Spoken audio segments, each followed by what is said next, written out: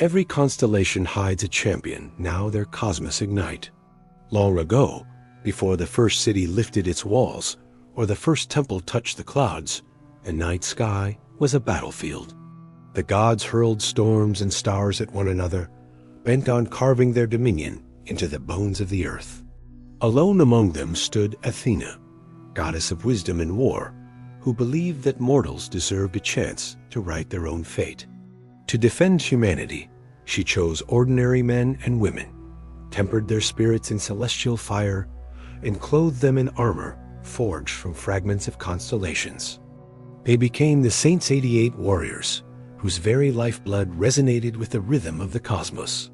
When Athena raised her banner, these saints answered, their fists shining brighter than comets, their hearts beating in perfect time with the universe itself.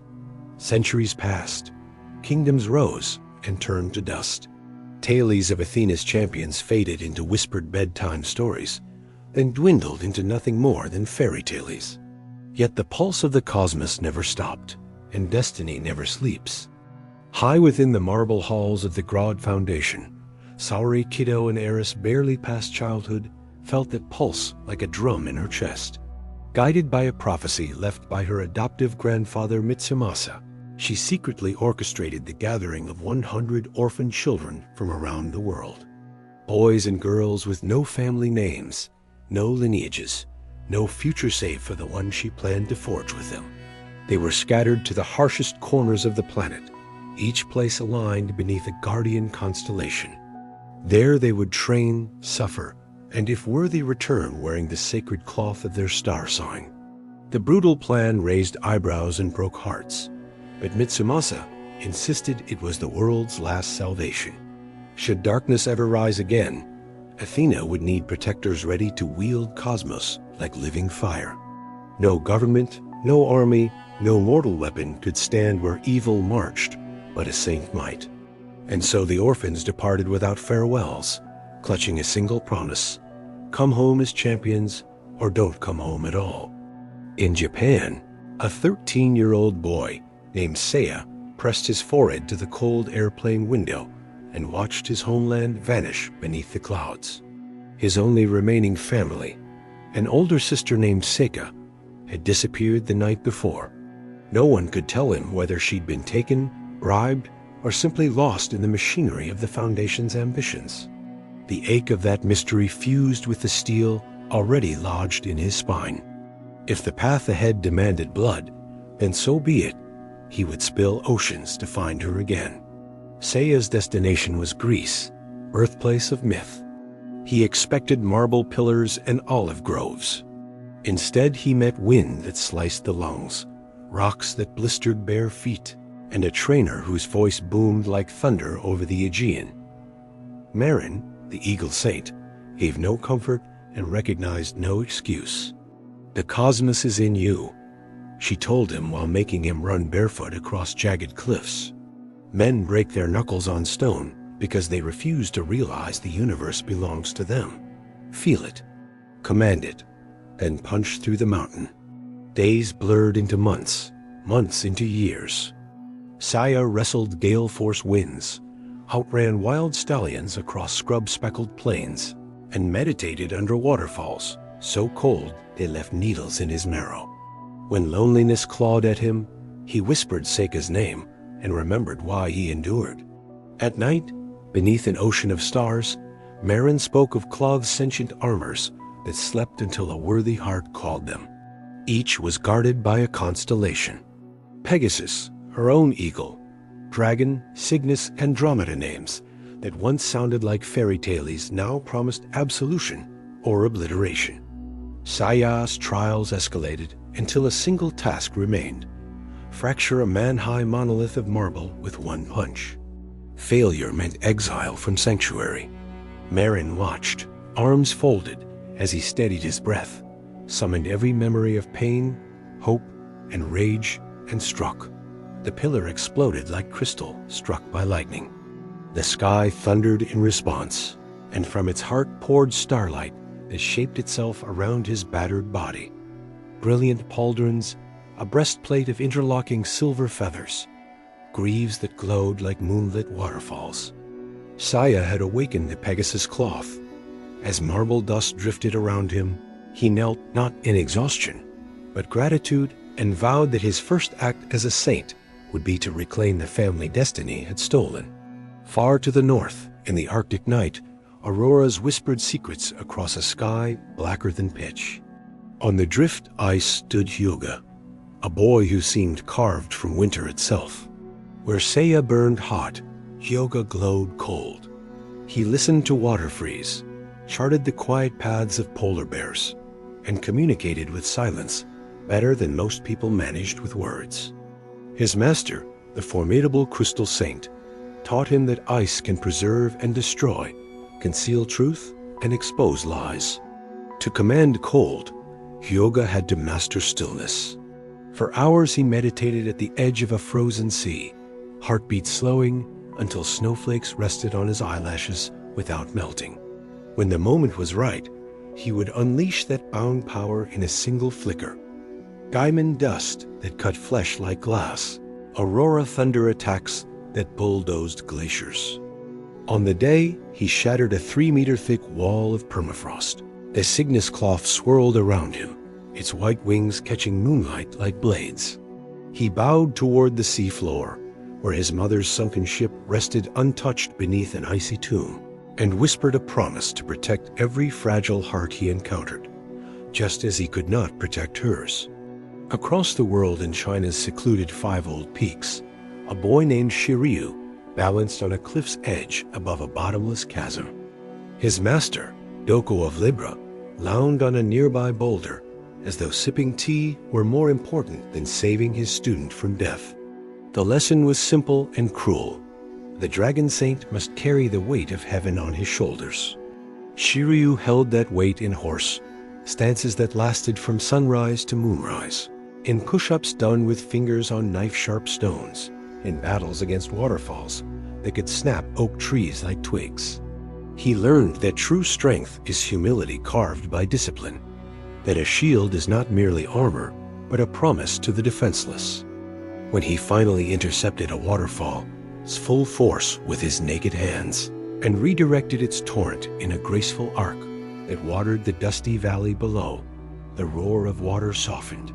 Emerald fragments coalesced around him, forming the dragon cloth, scales glinting with ancient wisdom. Doko smiled, a crack in centuries of stoicism, and told Shiryū that power was nothing if not guided by a righteous heart.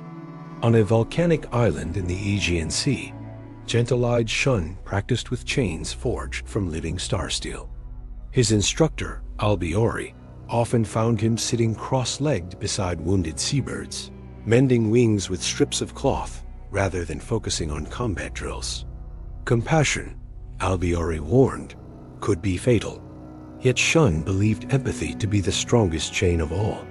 He trained his nebula chains to dance, to weave nets that captured light itself, to spin shields of pure centrifugal force. In every motion, he carried a prayer for peace. The Andromeda cloth acknowledged his kindness but demanded resolve. Andromeda herself was shackled in the sky, sacrificing freedom for the safety of her people. Shun accepted this burden, and one day he would show the world that mercy and strength can coexist within the same beating heart. But on Death Queen Island, mercy was a myth. There, amid boiling sulfur pits and the screech of carrion birds picking at unburied corpses, Ikki fought for every breath. The Phoenix constellation promised resurrection, yet to earn it he had to die 1,000 tiny deaths. Poison in his rations, blades aimed at his spine, rival trainees who'd sell their souls just to steal his. Chains of hatred wrapped around Ikki until he could no longer remember the taste of gentleness. In an arena lined with skulls, he defeated his own master Django, crushing the man's ribcage beneath a fist wreathed in black fire. The phoenix cloth ignited around him, its wings a searing promise that he would burn the false gods who took childhood from him and rise from their ashes as master of his own fate. Years passed. Calls wrapped in secrecy summoned every newly anointed bronze saint to Japan. There, at the colossal Colosseum of Tokyo, a modern arena crowned with holographic constellations, Saori Kido addressed a throng of reporters and an ocean of curious spectators. She announced the Galaxy Wars tournament, a spectacle that would pit the most gifted fighters on Earth against each other for the honor of wearing the gold Sagittarius cloth. The world's martial arts. Federations gnashed their teeth at having been ignored, but the people were hungry for legend. They filled the stands, chanting for heroes they hadn't met yet, yearning to glimpse battles worthy of Olympian gossip. Backstage, Seiya tightened the straps of his Pegasus forearm guards, eyes scanning the locker room. Beside him, Shiryū performed slow breathing drills, focusing chi into his palms until the air hummed. Hyōga leaned against a pillar, eyes closed, every inhale frosting the concrete. Shun's chains tinkled softly, wrapping his arms like affectionate serpents.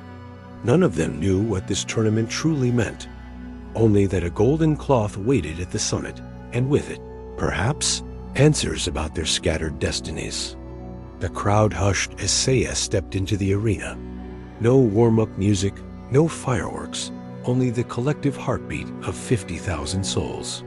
His first opponent, a brute named Ikki, whose arms were thicker than Seiya's waist, stomped forward, confident that raw power would crush finesse. Ikki seized Seiya in a bear hug, meant to crack ribs like dry twigs. Pain flared behind Seiya's eyes. He focused on the Pegasus constellation, glittering overhead, and released a flurry of Pegasus Ryō the Meteor Fist. Hundreds of punches, each faster than a sniper's bullet, hammered Ikki's biceps, turning muscle to jelly. The grip loosened, bones sighed with relief, and Ikki toppled like a felled oak, dust blooming around him. The stadium erupted. A camera drone zoomed to Seiya's face. Sweat dripped from his brow, but in his eyes burned a cosmos that promised cities would tremble before it dimmed. Hyōga's entrance was quieter, almost sacramental. Wearing the Cygnus cloth, he looked like a shard of moonlight brought to life. His opponent, Ikki of Hydra, flaunted poisoned claws capable of paralyzing a bull elephant. Ikki lunged, talons arcing for Hyōga's throat. The Siberian exhaled, and the temperature plummeted. Blossoms of frost exploded outward, encasing Ikki's arms in translucent ice. With practiced grace, Hyōga spun, delivered a heel kick that shattered the prison of frost, and with it, Ikki's will to fight. Spectators inhaled clouds of breath that hung in the air like silver ghosts. When Shiryū faced off against Bear Ikki in later rounds, he removed his breastplate and shield, shocking the audience. He announced that a dragon must test its scales before trusting its roar. Ikki charged, muscles bunching under bronze skin, but Shiryū's open palm met the attack with a force born of gravitational patience. In that exchange, spectators heard two hearts stop, one in terror, one in perfect serenity. Ikki collapsed, and Shiryū slipped back into his armor, as though the victory were a simple formality. Shun's battle sent ripples of confusion through the crowd. His chains moved as if they possessed consciousness. They lashed forward, creating a web that corralled his opponent, then tightened with surgical precision. No broken bones, no blood, only surrender. Some in the audience cheered. Others feared a fighter who could incapacitate without hate in his eyes. Momentum built toward the championship match. Seiya versus Shiryū. Two titans in the making. Cameras flashed.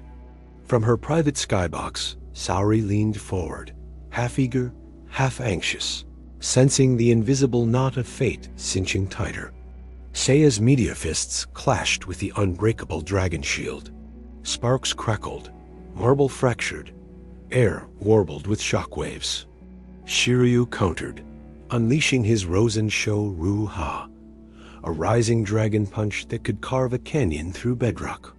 Seiya, bleeding from a split eyebrow, executed a mid-air somersault, avoiding the worst of the strike.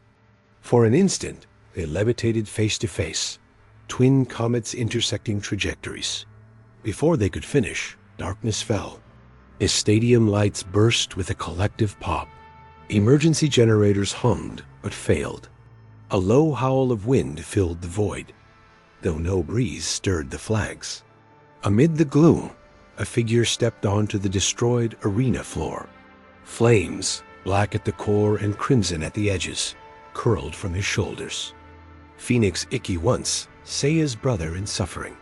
Now his judge stared through the dark with eyes that promised oblivion. Spectators screamed, flooding the aisles. Seiya and Shiryū felt their cosmos recoil as though scorched by a solar flare. Ikki stalked forward, ignoring the bronze saints like gnats, and punched through the glass case holding the Sagittarius gold cloth. Metal shrieked, glass rained down, alarms wailed. He hoisted the golden cuirass overhead as though an offering to a silent god. From four corners of the night sprang his entourage. Black Pegasus, Black Dragon, Black Cygnus, Black Andromeda nightmares, forged to mock the bronze saints' very souls. Their armor lacked the elegance of true cloths, but cruelty radiated from them like radiation from plutonium. Ikki's voice rolled across the stands. You call yourselves protectors, but you're just pawns. I'll burn this false destiny and forge a new one in ashes. Seiya lunged, fist arcing for Ikki's jaw. Black Pegasus intercepted, smashing Seiya into a pillar with a perverse version of Meteor Fist. Shiryū crossed arms against Black Dragon's torrent of dark chi. Hyōga unleashed diamond dust, only to watch it fizzle against Black Cygnus's mirror aura. Shun hesitated. He saw not the enemy, but a reflection of what he might become if stripped of compassion. That moment cost him. Black Andromeda's chains cracked like whips, tearing grooves in marble where Shun previously stood. Panic spread. News crews abandoned cameras.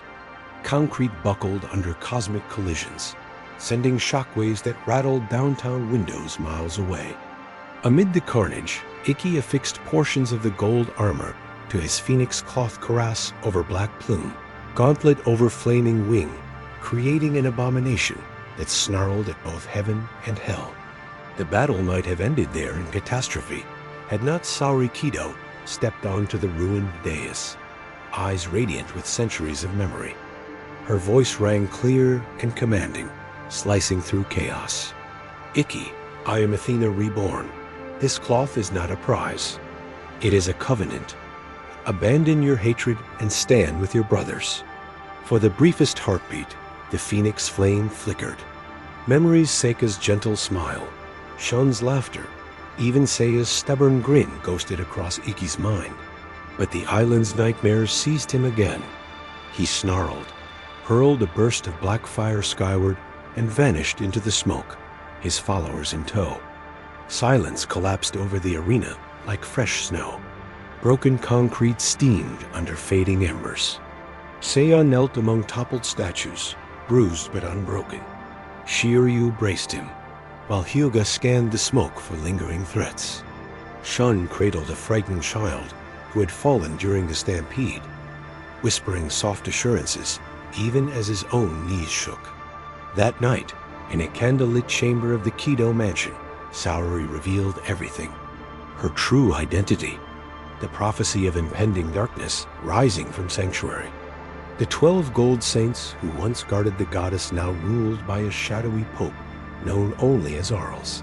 And the fragmented Sagittarius cloth, a beacon calling true warriors to arms, now desecrated by Ikki's anger. Seiya slammed a fist onto the lacquered table. If Ikki hates the world, we'll show him it's worth saving. And if there's a puppet master pulling his strings, we'll cut those strings. Hyōga's breath misted the lantern light. To protect innocence, I'll freeze oceans if I must. Shiryū bowed his head. A dragon's heart breaks for no tyrant. Shun's eyes glimmered. I believe Ikki can return to us. Until then, I'll fight to save him from himself. Saori smiled, a small, sad curve of lips that carried millennia faith in mortal courage. Then gather your cosmos saints. The real war has just begun. Outside, night unfolded like velvet, constellations gleaming with ancient secrets. Pegasus sparkled brighter than any. Perhaps the stars themselves leaned closer, eager to witness whether 4 young souls could shoulder the mantle of heroes once worn by legends. Whatever trials awaited black saints, silver assassins, or the labyrinth of the 12 temples, the bronze saints would answer, not because prophecy demanded it, but because their hearts did. In every beat they felt the note of the cosmos, and it sang one command: "Rise, saints, the world needs you awake."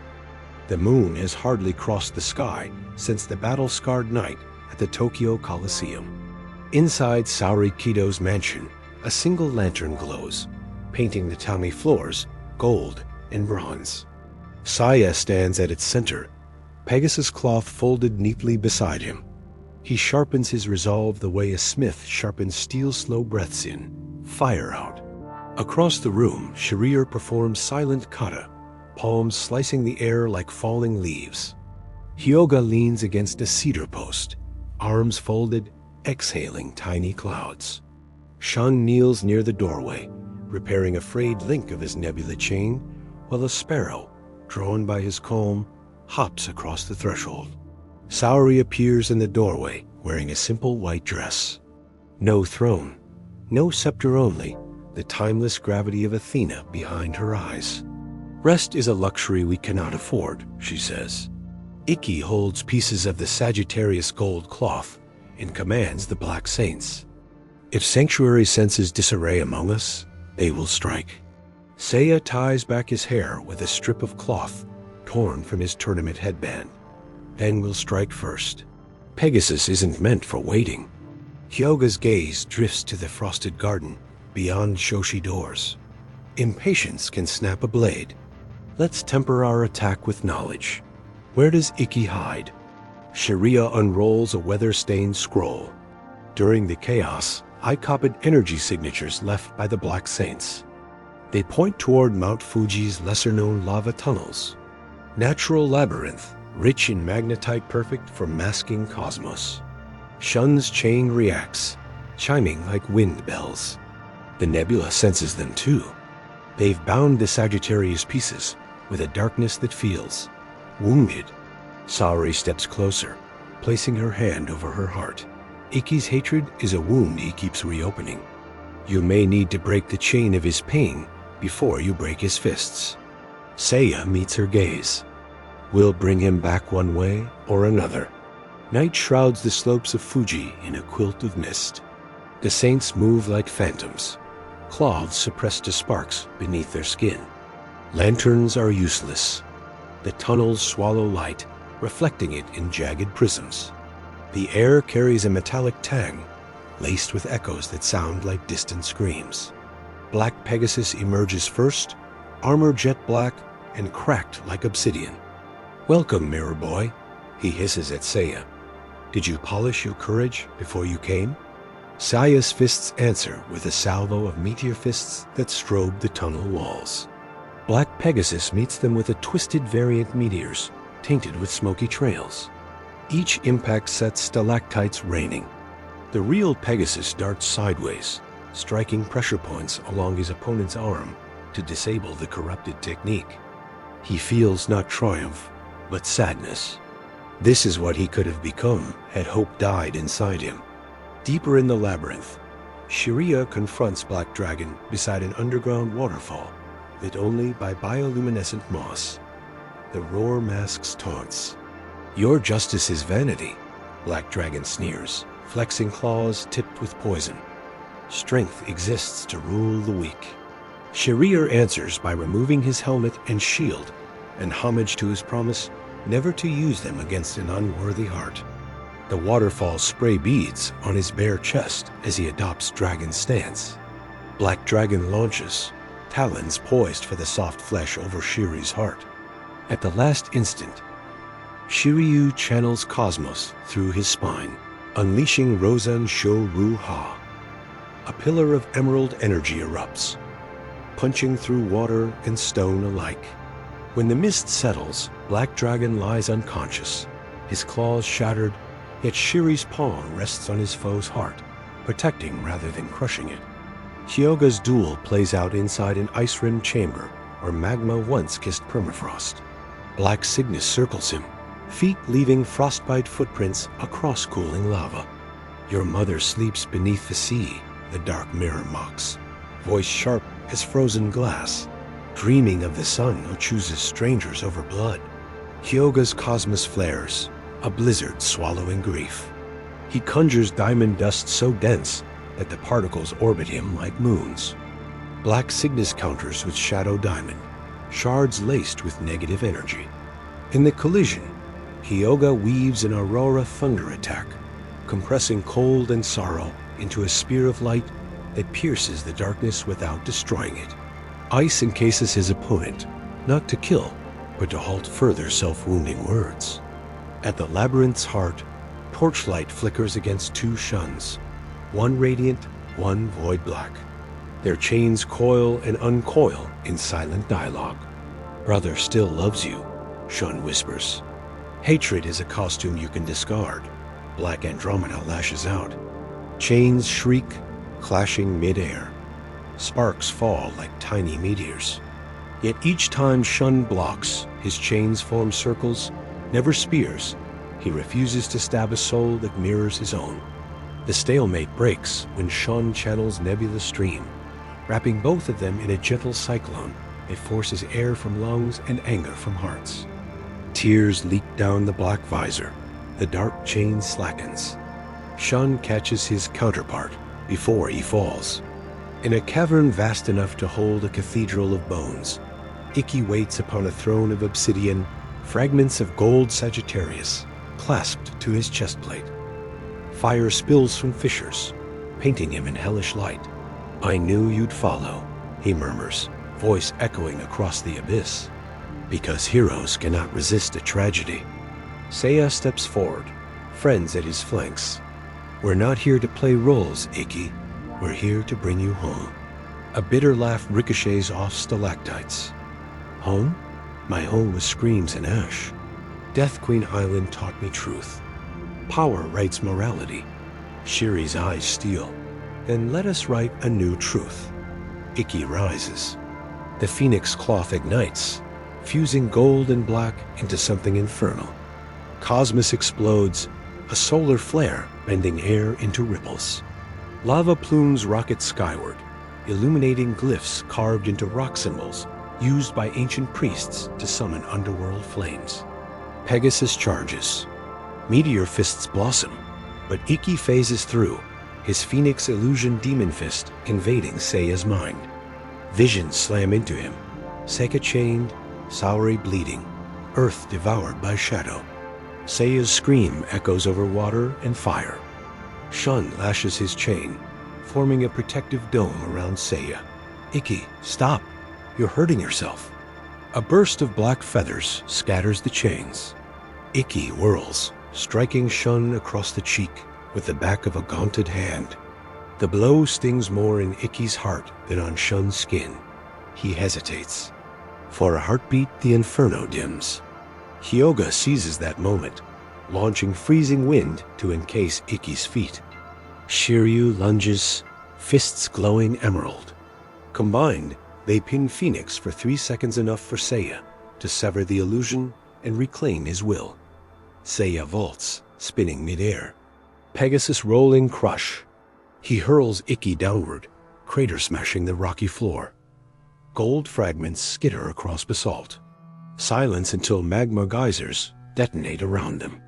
Phoenix rises, blood on his lips, but eyes wide with revelation rather than rage. The bronze saints stand shoulder to shoulder, battered yet unbroken, cosmos intertwined like braided constellations. Against that unity, Ikki feels his fire waver. Something inside him, long buried, aches to rejoin them. Before the fragile shift can crystallize, the cavern quakes. A fissure splits the far wall, revealing 7 silhouettes descending marble steps that had been hidden behind an illusionary seal. Moonlight pours through the crack, hallowing metal gleams. Silver saints. The first lands atop a boulder misty of the lizard, cloak billowing like a predator's sail. Blue-green hair sways as he surveys the scene with disdain. Bronze rabble brawling in caves like animals. How quaint. Babel of the Centaurs follows, shoulders haloed by spectral flames. Asterion of the Hounds, Seti Algol with petrifying gaze, Dio of Mosca, whose fists split sound, each radiates murderous tranquility. At their rear descends Marin's fellow eagle saint, Shayna of Ophiuchus, mask hiding emotion save for cold fury, focused on Seiya. Misty brushes an imaginary speck from his finger. Pope Arles orders your extinction. Hand over Athena and the gold cloth fragments. Your deaths need not be unsightly. Ikki's laugh returns, hollow now. So Sanctuary sent its silver lapdogs to clean up my mess. How convenient. He hurls the gold fragments at Misty's feet. They clatter like spilled coins. Kill who you like. I've already served your purpose. A plume of phoenix fire envelops him. When it fades, Ikki is gone feathers drift where he once stood. Misty's lips curl. One less stain for us to scrub. Seiya steps in front of Saori, who has followed the Silver Saints into the chamber, unarmed yet resolute. If you want Athena, you'll need to fight through us. Shayna speaks, voice muffled behind her mask. I warned you in Greece. A saint without orders is a traitor. She removes her mask, an act punishable by death, if done before a man not her destined. Partner revealing emerald eyes, blazing with conflicting duty and something dangerously close to tenderness. She hurls a chain of lightning punches. Seiya counters, turbulence rippling the lava lake. Hyōga squares off against Babel. Ice storm versus solar flames. Shiryū rushes to intercept Dio's supersonic jabs, each strike ripping sonic booms down the corridor. Shun faces Asterion, whose telepathy can predict any move until Shun's compassion twists probability itself. Marin, guilt etched on her brow, positions herself between Misty and Seiya, desperate to protect her student, even if it means defying Sanctuary. Battles explode in fractal echoes. Sound cannot keep pace with light. Light lags behind willpower. Marble pillars shatter, crashing into lava which hisses, cooling into obsidian sculptures of mid-air warriors. Every cosmos flare paints constellations on cavern walls, Pegasus wrestling centaur, dragon coiling around Mosca, Cygnus eclipsing flames, Andromeda's chains orbiting hound-shaped shadows. But Silver Saints are seasoned killers. Misty's marble tripper redirects Shiryū's strikes back at him. Dio's stringer execution snatches Seiya mid-dash, spinning him like a top before slamming him to ground. Babel's photon burst pierces Yoga's ice blockade, searing flesh. Asterion's mind link squeezes Shun's heart with invisible fingers, trying to compel fratricide. Seeing friends falter, Saori raises her hand. Soft light emanates from her palm, bathing the chamber in a warmth untouched by magma. Enough! Her voice bridges agony and serenity. The Silver Saints pause, drawn by compulsion older than their oaths. Power filters through her like sunrise through stained glass, awakening dormant memories of kneeling before the true goddess in past lives. Some tears sparkle unbidden. Misty clenches his jaw, breaking the spell. Heresy! He lunges, shaping a sphere of pressurized air aimed at Saori's chest. Seiya hurtles between them, but a streak of gold intercepts first Ikki returns. Wing ablaze, fist colliding with Misty's strike, deflecting it into the ceiling where it explodes harmlessly. Silence rings louder than battle. Ikki speaks without turning. I will decide whether Athena lives, not Sanctuary. Seiya stares, blood on his teeth. Brother. Why? Ikki's voice cracks like cooling glass. Because only a brother can teach the cost of despair. He scatters black gold feathers, blinding the Silver Saints. Pegasus, Dragon, Cygnus, Andromeda life. You're not ready for this tear? Protect her elsewhere. I'll stall them. Shun reaches out, chains trembling. Come with us, Ikki. Fight beside us, Not for death. Ikki's eyes soften, then harden. When the phoenix dies, he rises alone. Now go. Seiya grabs Shun's shoulder. We respect his choice for now. They gather Saori, battered but alive, and sprint down a secondary tunnel. Behind them, firestorms bloom as Ikki faces 5 silver saints in single combat. His laughter rises, not manic, but liberated, a man embracing annihilation to carve a chance for rebirth. Outside, the tunnel dawn smears lavender across Fuji's peak. The bronze saints collapse on dew-soaked grass, cloths dented, hearts raw. Saori kneels, fingers brushing their wounds with gentle light that eases pain but cannot erase it.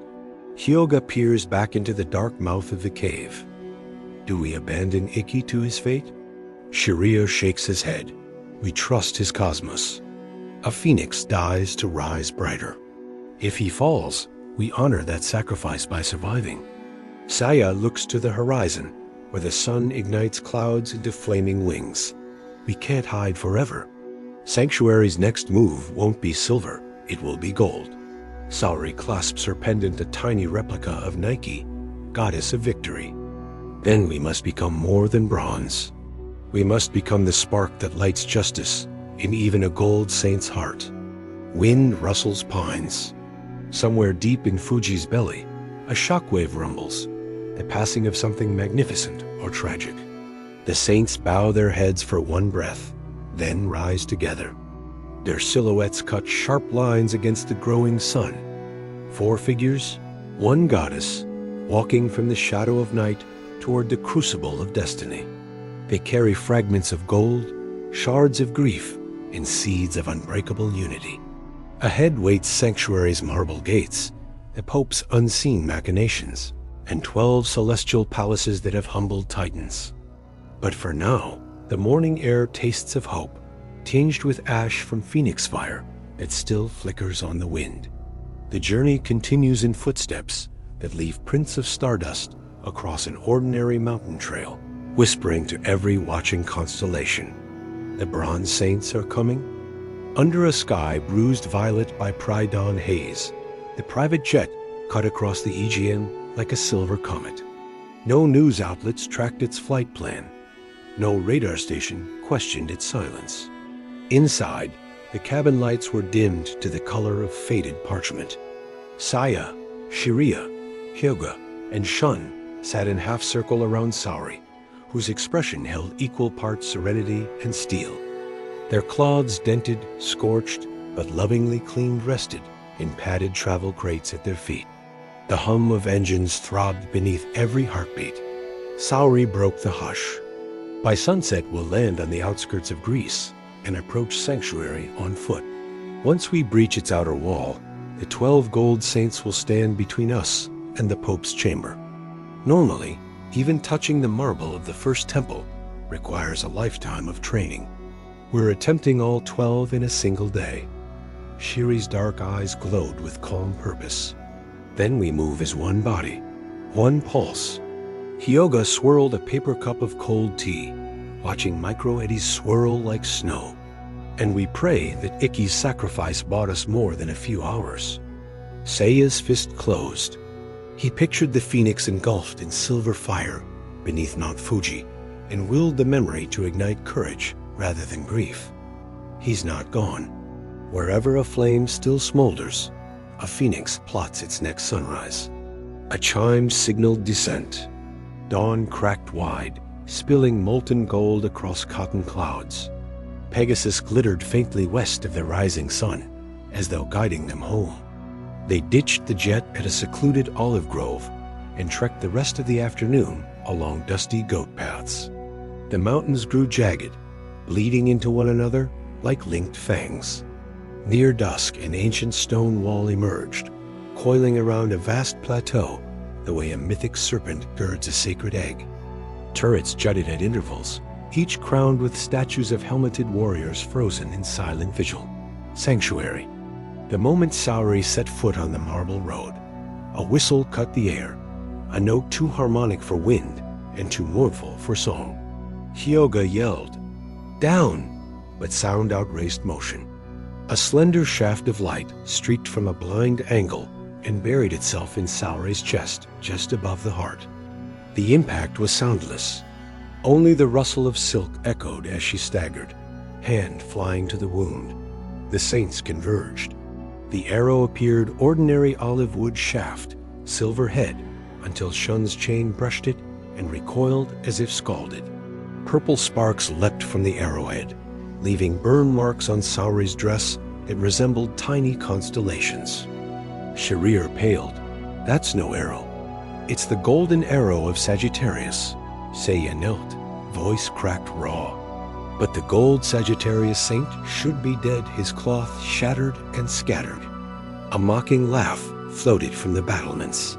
Out stepped Ptolemy of the Sagitta, a silver saint whose flowing cape showed flecks of dried crimson. The Pope supplies whatever relics he wishes. This arrow was imbued with a single command: pierce the false Athena and kill her slowly. He tapped his bow in salute. 12 hours remain. At the final chime of midnight, her heart stops. Remove the arrow? She dies instantly. How far do you think your fragile courage will carry you, bronze nets?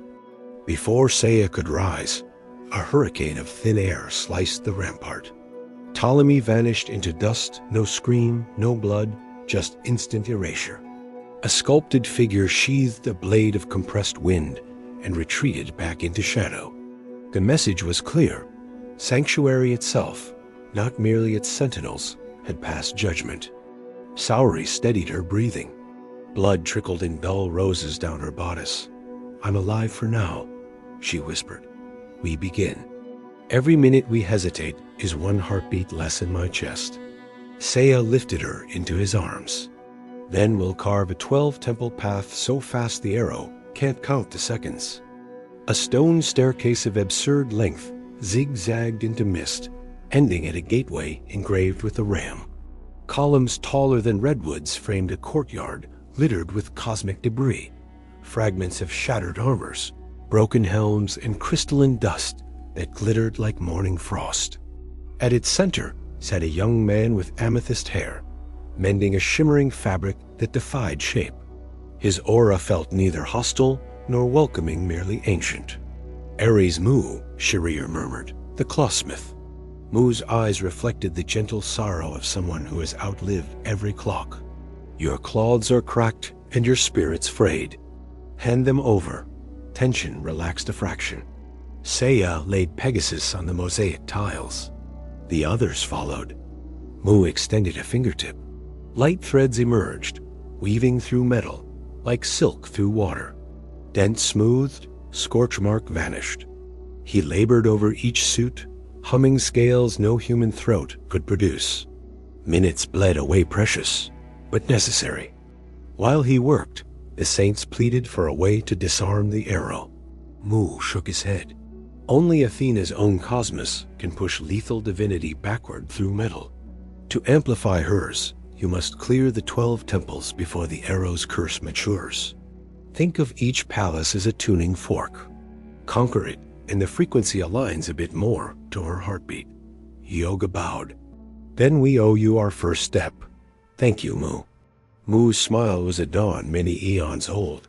Repay me by surviving Taurus. Aldebaran has little patience for new stars. He returned the cloths shining, reborn. As they fastened buckles and flexed newly seamless joints, Mu traced a final glyph over Saori's wound. A halo of lavender slowed the arrow's poison by a hairbreadth. I've bought you maybe 15 extra minutes, no more. Then he vanished, leaving only the scent of myrrh. Bronze doors 12 meters tall swung inward with a groan. The air inside weighed twice as much, perfumed with the minerality of raw iron. Taurus Aldebaran waited in the gloom like a mountain-grown legs. His golden horns curved from his helm, and his arms were crossed atop a barrel chest, crisscrossed with scars that looked carved, not healed. He lifted a single finger. Pass if you break that. He pointed at his left arm, specifically the great horn stance he held, forearm acting as ram. Seiya's jaw set. Strength test, straightforward. He charged, meteor fists detonating like artillery on golden gauntlet. Aldebaran didn't sway. Shiryū joined, adding the seismic heft of Rosa Shōryū. The gauntlet smoked, yet remained. Hyōga's diamond dust traced frost fractals across the metal, but did not penetrate. Even Shun's nebula chain, spinning at near-light speed, pinged off harmlessly. Aldebaran blinked, mildly amused. "This is your limit? Must be a short quest," Seiya snarled. "No. Inhale." Exhale, he focused on the heartbeat inside Saori's chest, counting down. Then he pictured Pegasus across the galaxy, kicking a star into supernova. Cosmos erupted from him in spiraling white fire. He leapt, pivoted midair, and struck with Pegasus Ryer Seiken, magnified by desperation. A sonic boom ripped the ceiling. Aldebaran's horned arm slid back 1 inch. The giant's eyes widened, the test passed. He uncrossed his arms, rubbing the warmed metal. "You cracked my stance. That equals breaking it." He stepped aside, voice lowering. "Sanctuary is sick. Heal it, if you can." As they darted toward the exit, Aldebaran called, "Little Pegasus, remember, true strength is the courage to protect, not destroy." Seiya nodded, unable to form words around the grateful knot in his throat. Gold tile underfoot morphed into an ink-black void. Stars swirled beneath transparent flooring, as if they strode across a glass universe. Whispering corridors branched at impossible angles, each ending in mirrors that warped reflections into older, younger, or monstrous versions.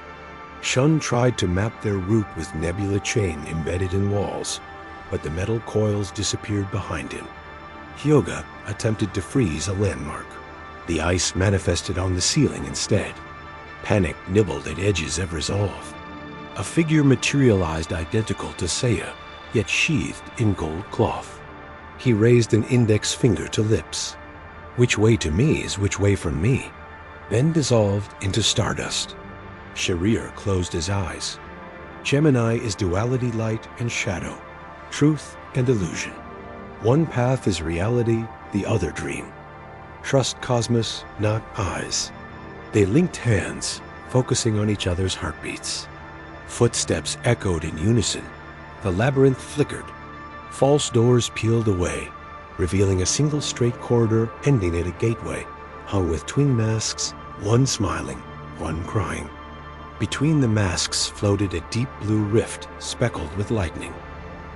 A voice swarm, sad, paradoxical, whispered from the tier. "Saga cannot be both tyrant and savior, yet he is. Walk forward, knowing every truth may be a lie." Seiya stepped through. For a moment, the universe flipped inside out. They felt themselves become starlight, then flesh again. When vision stabilized, they stood on marble stairs bathed in mid-afternoon sun. The Gemini temple lay behind, quiet, almost apologetic. Heat dropped 10 degrees. The sun dimmed. Statues of eyeless women lined the approach, robes chipped, mouths open in silent screams. Cancer Deathmask reclined on a throne carved from human faces, real ones, petrified mid-terror. He clapped slowly. "Bronze pests or playthings?" Shiryū stepped forward. "We'll free those souls." Deathmask yawned, flicked wrist. Invisible hands hurled Shiryū against a pillar. He coughed blood. Marble cracked spider veins. Seiya attacked, but sluiced through thin air. Deathmask had shifted dimensions. Suddenly, Seiya found himself in a wasteland of ash and screaming spirits clawing skyward. Yomatsu Harasaka, the mouth of the underworld. Deathmask's laughter echoed as he materialized, kicking Seiya toward a chasm where souls erupted like geysers. "Feel eternity gnaw your bones." A roar cut the gloom. Shiryū barreled in, body etched with cuts, but Cosmos blazing jade. He tackled Seiya aside, planting himself before the abyss. "To abuse the dead is the vilest sin," he growled. "Rosen ka rai ha." He launched himself and Deathmask into the chasm, body locking so the enemy couldn't phase away. Spirits shrieked around them. vortex spiraling. At the last nanosecond, Shiryū grappled and spun, hurling death mist deeper while he caught the cliff edge. The Saint of Cancer tumbled, cursed, and vanished in swarm of wailing souls. Instantly, the temple brightened. Statues softened into dust, faces drifting upward like liberated snow. Shiryū climbed back, trembling. Seiya clasped his shoulder, no words, only gratitude. The path ahead blazed gold, heat rippling like kill breath. At its apex stood Aiolia of Leo, muscles coiled, every strand of hair static charged. Lightning danced between fingertips. Yet his gaze warred with itself. Iris light, pupil shadow. Saori's voice carried, weak yet resolute. Aiolia, your brother sacrificed his life for Athena. Would you dishonor him by obeying a false pope? Aiolia's hand trembled. My loyalty is to sanctuary and to justice. Which is which? Hyōga stepped forward, snowflakes swirling around his fists. Find out through battle. A lion cannot ignore the roar of truth. The duel exploded, Pegasus and Cygnus flanking, Shiryū blocking thunderbolts with newly reforged dragon shield, Shun weaving chains into Faraday cages to ground electricity. Yet Aiolia moved with predator grace, releasing photon burst after burst. Marble scorched, ozone singed lungs. Mid-clash, Saori collapsed, arrow sparking angrily. Her heartbeat stuttered. Seiya screamed, distracting Aiolia just enough for Shiryū to catch the gold saint's fist in his bare palm. Blood burst from pores on Shiri's arm, but he held. Look, he yelled. Aiolia followed Shiri's gaze to Saori's face, pale, pain-creased, yet suffused by a soft golden aura, fighting the poison. Tears formed in Aiolia's eyes. Memories of his brother Aiolos, protector of Athena, surged. Doubt snapped. Lightning died. He dropped to one knee. Forgive my blindness, goddess. Seiya exhaled, shoulders sagging. Hyōga offered water to Aiolia. The gold saint accepted, humility gleaming brighter than any armor. He rose. Gemini Saga manipulates the Pope's seat. Confront him, and you confront Sanctuary's cancerous heart. I will guide you to Virgo Shaka's gate, but beyond that, destiny turns treacherous. Saori pushed herself upright. We walk it together. Aiolia shook his head softly. The lion paves part of the trail. The cubs must run the last league alone. He touched Seiya's shoulder. Protect her. Never mistake fury for courage. With that, he pivoted, roared toward the heavens, and unleashed a thunderclap, upward signaling unknown allies that Athena lives. Somewhere deep in the complex, old alliances shivered awake. Aiolia led them through a cloister that felt like the eye of a hurricane. Sand flowed upward in glass hourglasses. Waterfalls froze mid-cascade.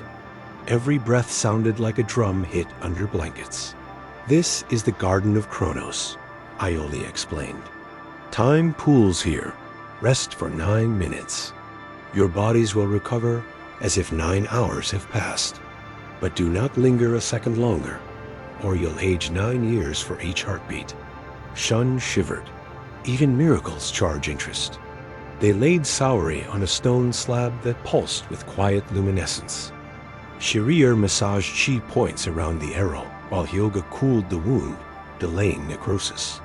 Seiya paced, calculations spinning behind frantic eyes. 6 temples left, maybe 5 hours on the curse clock. At the 9th minute, Aiolia barked, "Move!" They scrambled out. Behind them, moss on the stones turned from verdant to brittle gray in a blink. A final flight of white steps corkscrewed toward a sun-washed terrace. Beyond stood 2 colossal doors etched with blooming lotus and a single word in Mandarin that meant both silence and universe. From inside came the scent of sandalwood and the distant echo of chanting tones that felt like prayer and verdict in the same breath. Aiolia halted. Beyond this threshold waits Shaka of Virgo, said to be the man closest to God. I can go no further without violating oaths I still honor, but I gift you this." He removed a golden gem from his gauntlet, a luminous fragment of the Leo cloth, then pressed it into Seiya's palm. "In your darkest moment, crush it. I will hear." The saints bowed. Saori inclined her head with grace undimmed by agony. "Thank you, brave lion. The history books will remember your heart." Aiolia smiled, a sunrise parting thunderclouds. "History is merely ink. Live to write it yourselves." He turned, cloak rippling, and disappeared down the stairs back toward the roar of distant thunder only he could quell. Seiya faced the lotus gates. Shun steadied Saori in his arms. Hyōga's breath frosted, a halo around determination. Shiryū flexed fingers still numb from catching lightning. Together they pushed. The doors moved without sound, revealing an expanse of white sand, a single Bodhi tree, and seated beneath it, Shaka eyes closed, palms raised in silent benediction. The lotus petals drifting from his aura landed on the sand and burst into galaxies. The saints stepped forward, sun blazing high overhead. Time, cosmos, and destiny held their collective breath, and Athena's arrow counted down another minute. Lotus petals drift like pale comets through the still air of the Virgo temple, swirling around the seated figure beneath the venerable Bodhi tree. Shaka's eyes remained closed, his face serene, yet every fragment of space inside the chamber quivers as if awaiting a divine verdict. The moment the bronze saints cross the threshold, sand ripples outward in perfect concentric rings, and the wood-carved doors fold shut of their own accord. We carry Athena. An arrow of God-made poison ticks in her chest. We ask passage nothing more. "Welcome," Shaka says, though his lips scarcely part. 3 hours and 40 minutes until the arrow kills your goddess. Shaka's Tenbu heron, the treasure of the heavens, steals the 5 senses one by one, peeling them off like flower petals in a merciless lotus. You arrive clothed in desperation. It carries seeds of awakening. Show me the flower, not the seed. In this place silence is language, and thought is weapon. Speak only truth, or be erased by the echo of your own lies. Seiya's heart pounds loud enough to rattle ribs, but he forces calm. Shaka lifts one hand. Lotus petals spiral into a glowing circle, revealing an astral clock already half spent. 5 temples remain. The temple reforms. Sand thumps to the floor. Shaka's eyes have opened gleaming wells where galaxies wheel. A faint, astonished smile dents his calm. Without warning, gravity spikes. Sand rises in columns, swirling into miniature galaxies. The first spark reignites Sight 1 pinprick star, then a shower, then sunrise blazing behind closed lids. Compassion cuts deeper than blades. Your technique numbed our bodies, but sharpened our resolve. He reaches for his friends. Their constellations flare back. Dragon's emerald heartbeat, Cygnus's diamond pulse, Andromeda's rose gold swirl. 4 cosmos braid into a single rope and lash outward. As the saints hurry past, Shaka's final words chase them like a benediction and a warning wrapped together. The hush is so absolute. Seiya can hear his own blood forgetting how to flow. No guardian blocks the path. Only 12 golden weapons, twin swords, trident, spear, 3-section staff, shield, pair of tonfa. Twin nunchaku stand arranged in ritual order upon marble pedestals. Shiryū feels his master's presence woven through the still air, as surely as a son senses a father's lingering hand. In that numb darkness, fear becomes a mirror. Memories Seika's laughter, Hyōga's mother in frozen prayer, Shiri's master bent with centuries, Shun's hands cupping an injured dove project onto their heart's theater, begging them to yield. The stings strike meridian points, setting Hyōga's nerves on fire. 1 thrust for each star in Scorpio 15 pulses of controlled agony designed to drop a mammoth. Hyōga staggers after the 6th. A message, not words, but an ache of ancient pride settles into Shiryū's bones. Choose the tool mercy requires. Wield it, then return it unstained by arrogance. If treason protects the innocent, let my name thunder in every courthouse. Milo of Scorpio waits atop a dais etched with spiraling star maps. At the first crunch of gravel, he raises a single accusatory finger. He selects the golden shield and the sword Excalibur, a blade whose edge is philosophy made steel. Light goes first. Vision blacks out, then sound. Behind them the weapons dim, awaiting the world's next crisis. Next smell, taste, touch each sense, stripped until the bronze saints are minds drifting in a void only Shaka can navigate. Shaka's voice, now huge as cosmic choir, fills the void. Let go, embrace the nothing, and pain ends. Seiya grits intangible teeth. If pain ends, love ends. We fight to keep both alive. He summons Cosmos, not with fists, but with memory. Light shatters darkness. Few crawl back from Tenbu Heron. You flew. Shun steps forward, chains ringing softly. Shaka closes his eyes once more, letting lotus petals settle around him. Pass, warriors of dawn. The Bodhi tree grows new leaves tonight. A wind neither hot nor cold opens the far doors. Gemini's riddle waits atop the spiral. Truth demands a price bloodier than lies. The Libra temple rises like a fortress of jade and gold. He kneels, forehead brushing the floor. Master Doko, lend us your strength. In answer, the weapons glow. They depart. Scorpio's palace smells of iron sand and desert wind. Pools of crimson water ripple around black limestone pillars. Defying sanctuary once may be naivety, twice is treason. Hyōga steps into the arena. Frost dusts his eyelashes. His breath twirls into tiny auroras. Milo's reply arrives as needle-thin comets. Scarlet needle Antares. Seiya lunges, but Milo flicks an afterthought needle that glues Pegasus to the floor with gravitational pressure. Shun's chains snap into cages around Saori to shield her from stray stings. Shiryū grabs the Libra shield, leaps to intercept, but Milo spirals away, fluid as venom in bloodstream. Or perhaps the unseen resonance of Athena's suffering heart. Whatever the cause, Milo lowers his hand.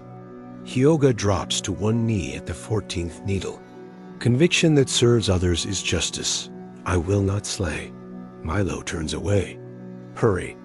Capricorn tests the worth of every oath hammered on anvil of bone. A single strike remains. Antares, the heart fatal. Milo's fingertip hovers, trembling with duty and doubt. Something soft intercedes. A memory shard of Aiolia's roar, echoing across the cosmos. You endure pain for conviction, not glory.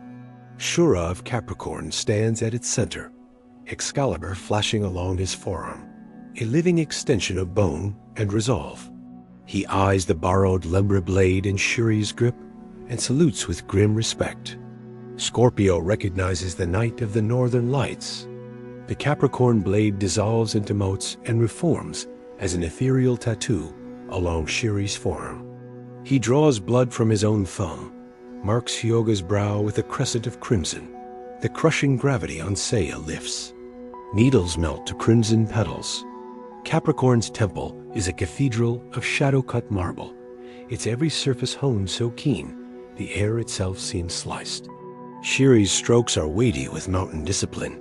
Shura's carry wind shear from tropospheric heights. Camus of Aquarius stands ankle-deep in a mirrored lake of ice, so clear the stars above seem trapped beneath. Each impact gouges trenches in the floor.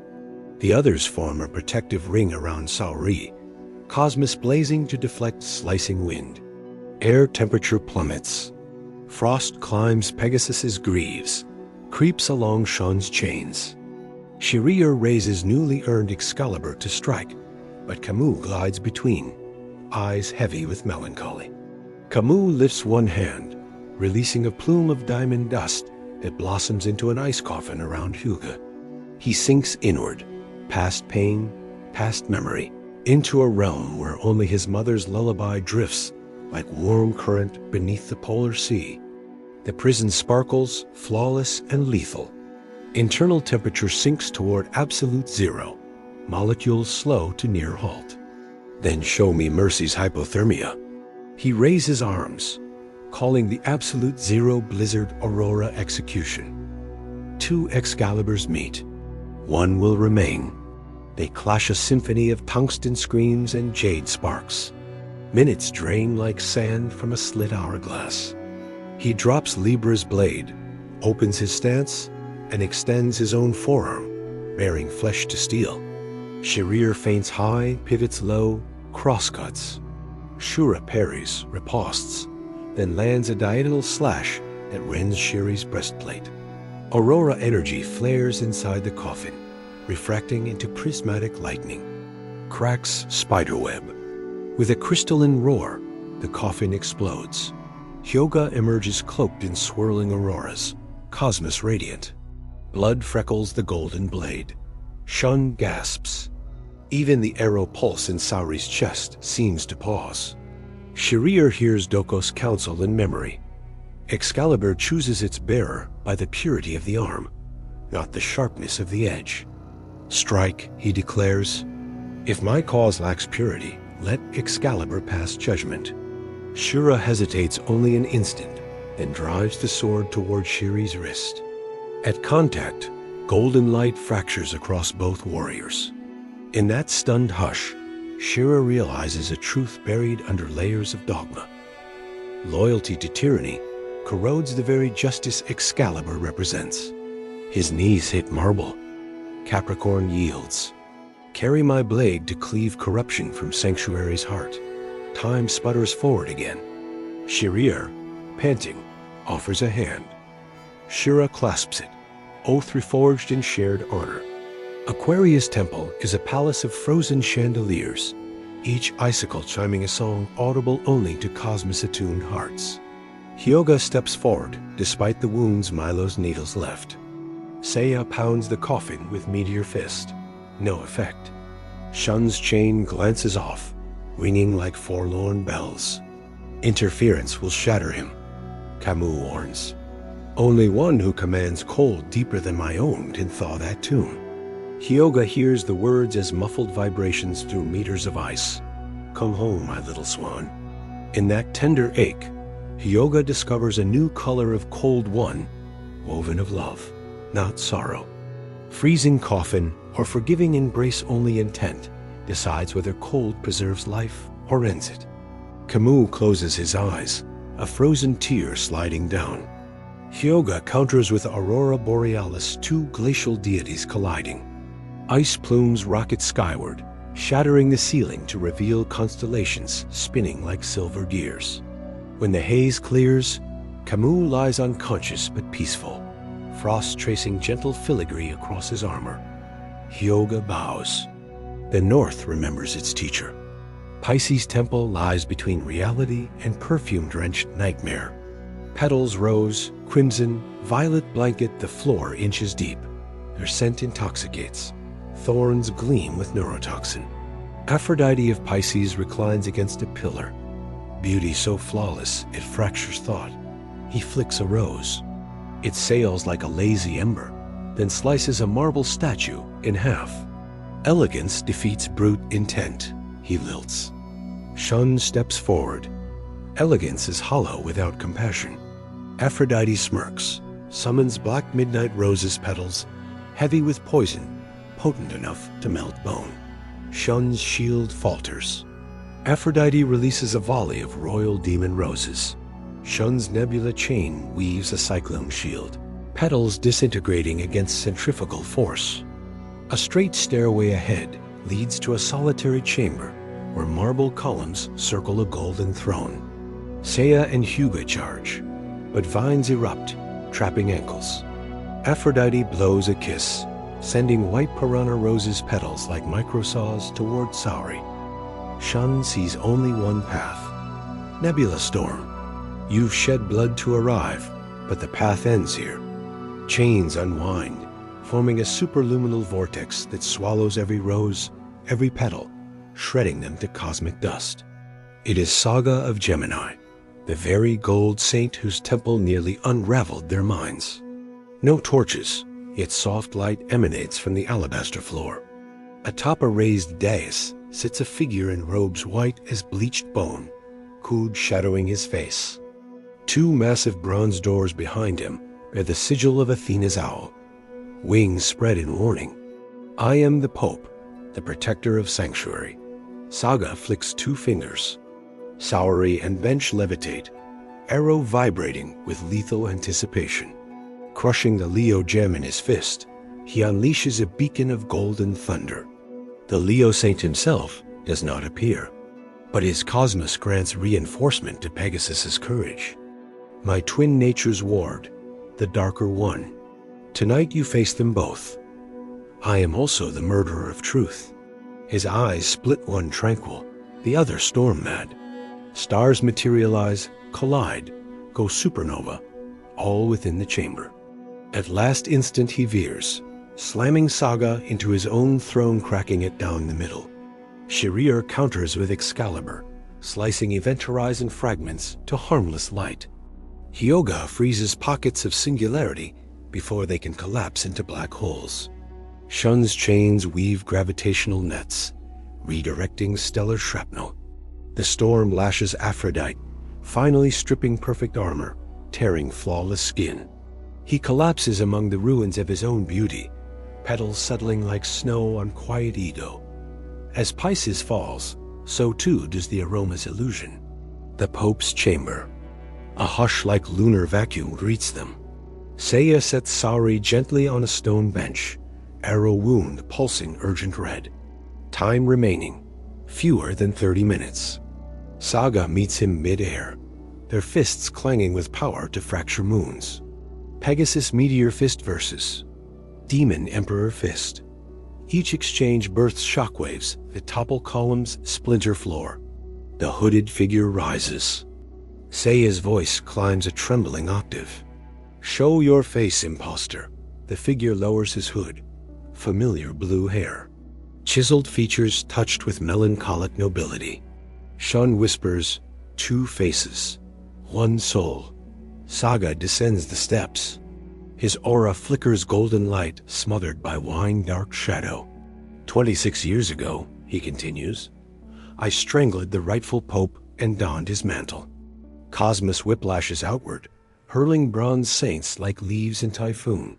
Seiya digs gauntlets into marble. Halt skid. He remembers Aiolia's gift. A distant roar answers Aiolia's lightning tears through ceiling, coalescing into a lion silhouette that rams Saga, buying seconds. Saga snarls, eyes swirling opposite galaxies. He fires Galaxian explosion, the ultimate spatial tempest. Seiya vaults through the maelstrom, body an arrow of conviction. Saga's lighter eye gleams pleadingly, even while the darker sneers.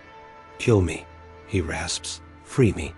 Seiya shakes his head mid-punch. The cosmos heals even divided souls. He makes a powerful attack against Saga. At last instant he veers, slamming Saga into his own throne, cracking it down the middle. Shun and Shiryū immediately charge, placing palms on Saga's armored chest, funneling gentle but unyielding cosmos. Hyōga joins, pouring auroral serenity. Their unified energy seeps through fissures in Saga's fractured psyche, targeting hatred like sunlight on mold. Darkness in Saga thrashes, unleashing wave of psychic knives, but shared bronze cosmos forms a shield no malice can pierce. For a heartbeat, the two eyes align, color matching, tears welling. He turns towards Saori hovering mid-air, clasps arrow shaft with trembling fingers. Saga drops to knees. The hooded robe slips, revealing Gemini cloth beneath twin masks cracked. Saori drops. Shun's chains cradle her. Wound seals, glow suffuses her skin. Athena breathes free. Only my atonement can disarm what my treachery set in motion. He wrenches the arrow out. Poison streaks his veins black. With last strength, he drives the arrow into his own chest, where it dissolves in bursts of sanctified light. Gold cloth pieces those Ikki carried, Those torn from Saga reassemble around Saori, encasing her in radiant armor fit for a goddess returned to full power. He plunges a hand into his own heart, releasing a final Galaxian pulse upward signal flare, expunging darkness from Sanctuary. Then he crumples, twin tears carving narrow rivers of redemption down his cheeks. Saga gazes at sunrise cresting through the ruined ceiling. Gemini must reconcile in next life. Silence descends, broken only by Saori's steady heartbeat. Dawn floods the Pope's chamber. Marble fragments glimmer like dew. He says nothing, simply meets his brother's eyes. Come, saints. We must rebuild Sanctuary into a bastion of truth, and turn our gaze to the oceans and beyond. Shun rushes forward, tears sparkling. Ikki's rough embrace seals wounds deeper than flesh. When the world calls, the saints answer. Olive branches sway, doves circle overhead. Yet on the horizon dark clouds coil, humming with the name Poseidon. She steps forward, touches Seiya's bruised cheek. Bravest Pegasus, I am because you refuse to let me cease. And though their armor clinks and bodies ache, their hearts ring one certain note, soaring past ruined palaces and open skies. She crowns Shiryū with a palm. Dragon's honor reforged blades of destiny. She lifts Hyōga's chin. Cygnus turned winter into cradle of hope. Andromeda proved gentlest chains bind not bodies but hearts. She embraces Shun, and moments that will stay with you long after the credits roll. Stay tuned. This is just the beginning of the legend. A distant rumble shakes columns. Saori tilts her head, eyes narrowing. Seas stir, storm gods whisper vengeance. The battle for Earth's fate is only beginning. Seiya smiles through split lip. Good, we'll need the training. Footsteps echo from the doorway. Emerges Ikki, cloak singed, armor cracked, but spirit unbroken. Saori raises her staff, the golden Nike figure, now alive with gentle flame. The chamber doors swing wide.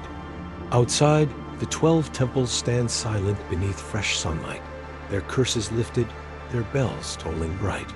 Seiya turns, bronze wings catching morning light. The goddess nods. Then let the legend continue. Together they descend marble steps now bathed in gold. Athena reborn. Bronze saints ascendant, ghosts laid to rest. Futures blazing like constellations newly etched across heaven's scroll. Hope is a cosmos that only grows brighter in the darkness. If you enjoyed the Sanctuary arc, get ready, because the next arc will take things to a whole new level. More epic battles, deeper emotions, shocking revelations, and moments that will stay with you long after the credits roll. Stay tuned. This is just the beginning of the legend.